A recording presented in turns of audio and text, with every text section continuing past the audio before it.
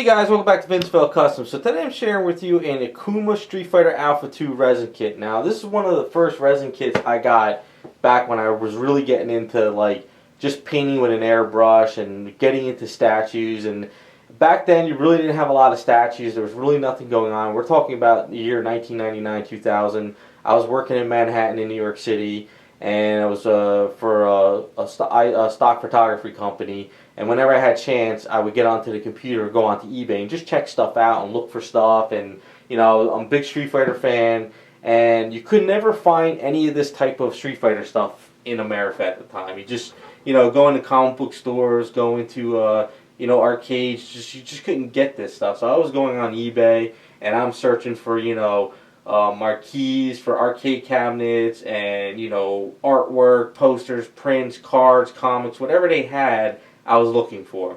And of course I came across, you know, Street Fighter kits, and they had like, I think, a Ryu, a Ken, a Bison, a Guy, and a Akuma. I don't know who sculpted them, it's so long ago, but you know, I mean, China had them for sale, Singapore, Brazil, Japan, just different, you know, you could just get it was like, this Akuma kit was all over the place. So I bought 3 of them at the time. And of course I thought at the time, you know, spending, you know, $20 and plus shipping was just insane. But, you know, things have changed, of course.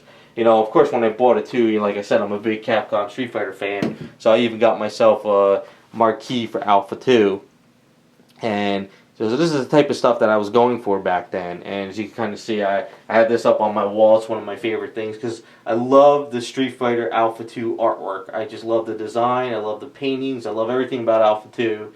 And I saw this on eBay too when I saw this, and I got them at the same time.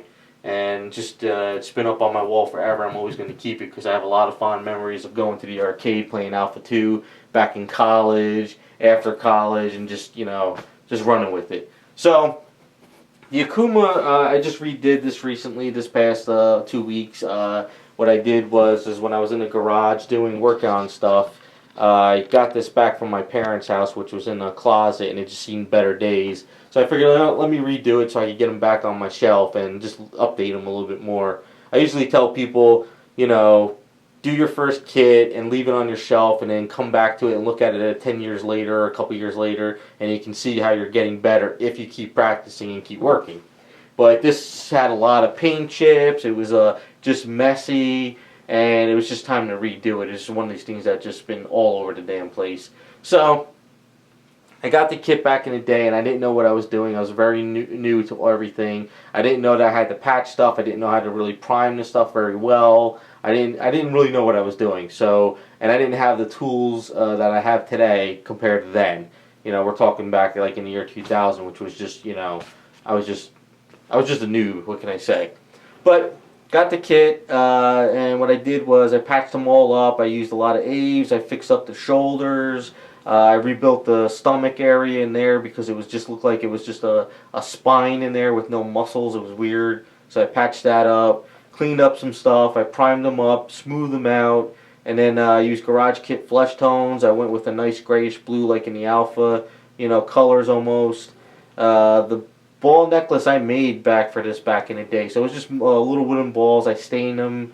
I even have the little symbol here that he had in Alpha 2, the Raging Demon symbol, the 10.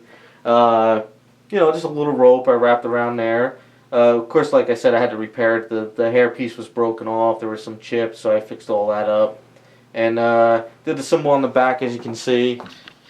And the symbol came out pretty good. It worked out better than expected. It's a chrome silver with a Tameo clear red, and then I hit it with a Duplicolor clear, and it shrunk the red a little bit, so it left like a chrome silver glow around it, and it worked out perfect, and that's what I was going for. And the real cool thing about the kit is, even though I got them back in the day, for some odd reason the kit stands perfectly fine on its own. There's no keys, there's no magnets. It's just a well-designed kit where he doesn't really topple. You know, it's really cool, and I love that. And I love his pose because it's just straight out of Alpha 2. It's got the, you know, nice big arms with the hands and the bulky feet, and it just screams Alpha 2. So I just wanted to get it redone and get him back on my shelf instead of just collecting dust up on the, you know, in the box and everything. And one of the things too I did back in the day when I did do this is I found this clear dome thing at a Pearl art store, which they're all gone now. But they used to have these like crazy, and it's really cool. So it's a really cool thing to have him in the dome, and I don't have to worry about dusting him or anything like that. So just a simple little paint up, you know. It's just what I'll do is in the beginning of the video or at the end, I'll have to figure out if I can find it. I'll see if I can find one of my old pictures of what I did back in the day compared to what I did now. Of course, like I said, when I did it back in the day, I had no clue. You know, I was trying to copy the Capcom artwork as best as I could, but you know, I didn't have the type of paints, I didn't have the good airbrushes, I didn't know about silly putty masking, I didn't know about anything, so I was just like just doing whatever I could. But now it looks pretty cool. I'm really happy with him, and just kind of be cool to have him back on the shelf and looking better now. And that's the type of pose I like right there. It's just looking at him from the back. That just screams that Alpha 2 look, you know, after a win. That's just my favorite pose, just looking. So, said nothing really major, just a simple little, you know, fix. And there you go. That's one of my first kits redone. I don't know if these kits are around anymore. I think I see them every once in a blue moon. They might be still out there. You know, I don't know. It could be like a 10th, 20th generation mold, you know, because I don't know who sculpted the first one. And then lots of people made a mold out of that and copies. And then those people got those copies and made a mold from those copies. And then it just kept going and going and going. So now, if you're able to find one of these now, God only knows what generation mold and copy it's from. It could use some work here and there, I would say, especially somewhere in the face and ears. But still, all in all, for something back in the day, it's a really great kit. And whoever did do it, I give them props. You know, it could have been just somebody who just made them up. And then, you know, everybody back in the day were just getting their hands on them and making copies. I don't really know. But really cool kit. I enjoy it. I'm just happy to have him done again. One of my favorite Akumas and poses, even though he's small. But there you go. That's one of my first kits redone. Like I said, if you guys could find one of these on eBay somewhere, it's still a great Akuma kit, even though it's small. It's just one of these cool. If you're a Akuma fan, this is one of those kits that would be great to have in your collection. Because if you like Alpha 2 and you like the artwork, it screams it. It just screams Alpha 2 big time. So there you go. That is Akuma redone. Thanks for watching, and we'll be back with more videos.